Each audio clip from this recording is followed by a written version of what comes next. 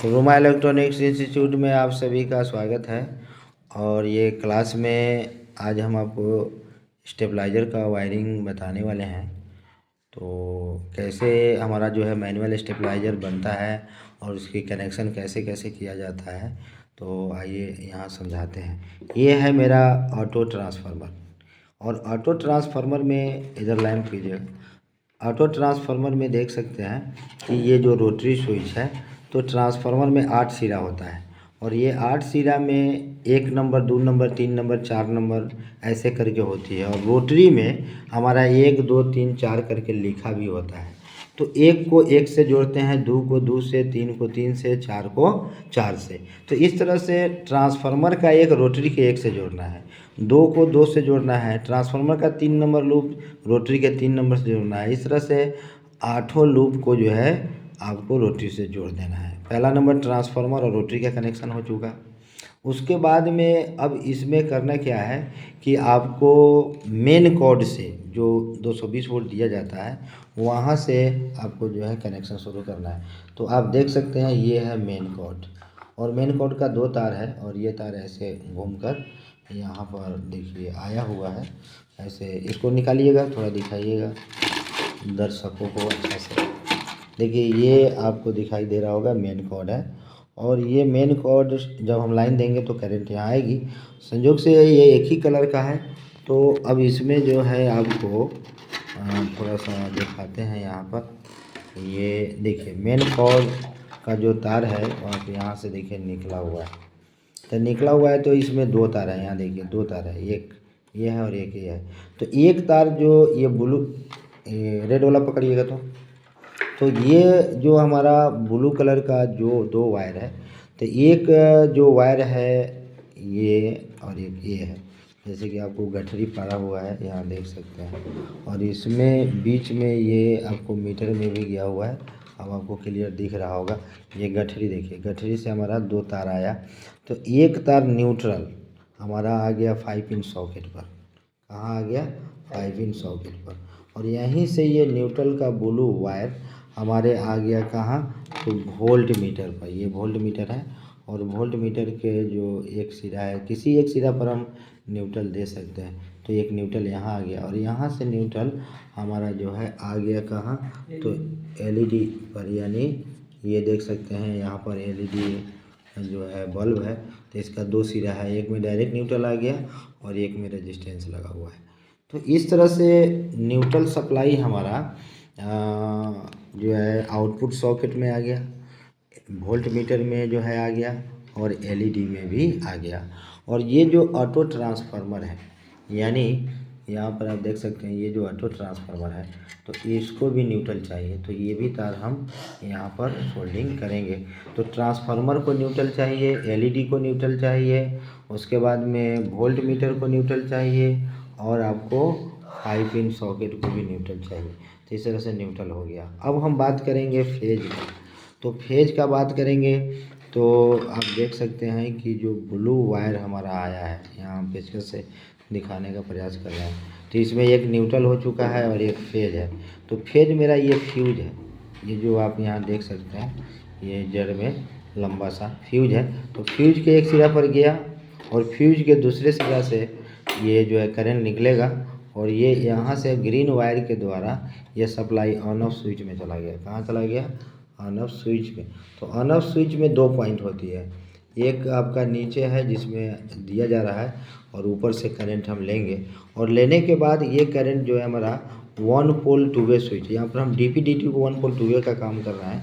DPDT का side वाला जो सिरा है दोनों को शॉर्ट कर दिए, और इस पर हम फेज देंगे, और फिर अप के समय इस पीला तार से हम फेज लेंगे, और फिर हमारा जो है डाउन के समय, डाउन के जो समय है उस समय में एक पीला तार यहाँ भी है, इससे जो है हम फेज लेंगे। और ये दोनों पीला हमारा एक जाएगा मतलब रोटरी स्विच पर। कहाँ जाएगा? तो रोटरी स्विच पर। अब रोटरी स्विच में ये जाएगा कहाँ? तो 1 नंबर और 8 नंबर पर जाएगा। कहाँ जाएगा? 1 नंबर 8 नंबर फंस चुका है। तो ये दोनों वायर जो है अप डाउन का है। ये रोटरी के 1 और 8 पर हम जोड़ने वाले हैं। तो हम आपको जोड़कर वीडियो पॉज करके फिर दिखाते हैं। दिए। ये सर ये डीपीडीटी का जो है आपको अप और डाउन का दोनों पीले कलर का तार है। तो एक जो अप वाला ये है, ये हमारा गया है कहाँ, ट्रांसफार्मर के रोटरी के 1 नंबर पर, और डाउन वाला जो है गया है हमारा ट्रांसफार्मर रोटरी के 8 नंबर पर। तो ये दोनों तार हम यहाँ जोड़ दिए। अब हम रोटरी के पोल से करंट लेंगे। क्या करेंगे, रोटरी के पोल से करंट लेंगे। तो इस तरह से हम क्या करेंगे कि अब ये रोटरी के पोल में तार हम जोड़ने वाले हैं, और शायद आपको दिख नहीं रहा होगा, लेकिन ये जोड़ लेते हैं तो फिर दिखाते हैं। तो घबराना नहीं है, ये वीडियो बनाने में बड़ा परेशानी होता है, लेकिन फिर भी आप लोग के लिए कष्ट कर रहे हैं। लाइक से देखते हैं, यहाँ पर रोटरी के पोल से मेरा करंट निकल रहा है, और ये करंट सीधे हमारा चला जाएगा कहाँ, तो सॉकेट पर। यानी जो सॉकेट है इसके जो एक पॉइंट है इस पर फेज आ जाएगा। इस पर न्यूट्रल आ चुका है और इस पर फेज आ जाएगा। तो इस तरह से देखिए यहाँ फेज आ गया। अब हम क्या करेंगे कि यहाँ से हम एक तार वोल्ट मीटर को देंगे, ताकि सॉकेट पर जितना भी करंट आएगा वो मेरा वोल्ट मीटर दिखाता रहेगा, है ना। तो इस तरह से फटाफट हम तार को कटिंग कर लेते हैं,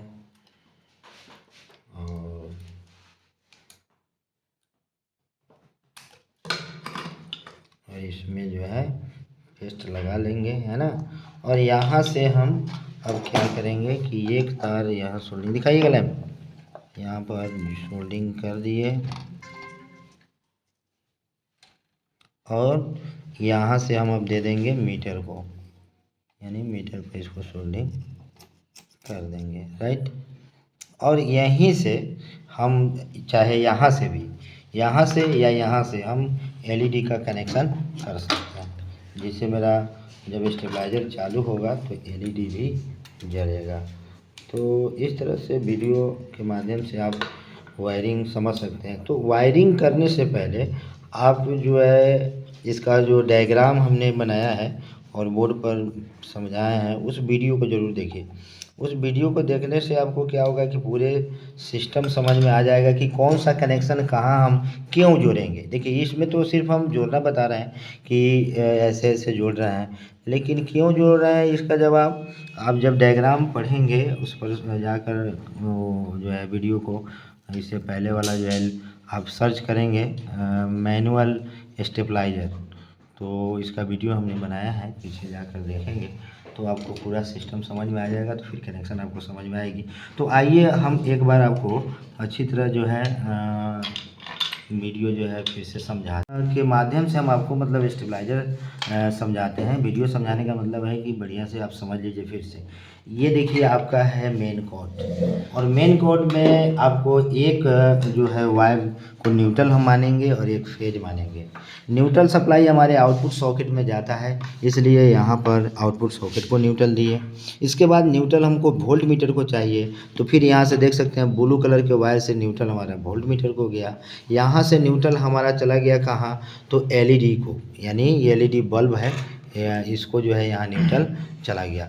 और उसके बाद न्यूट्रल हमारा जो ये ट्रांसफार्मर है इसके जीरो पर हम जो है ट्रांसफार्मर सीधा करके जो है जोड़ेंगे, अभी समझाने के लिए जो है नहीं जोड़े हैं। तो न्यूट्रल हमारा 4 जगह जाता है, socket, meter, LED, auto transformer के जीरो में। न्यूट्रल का काम खत्म।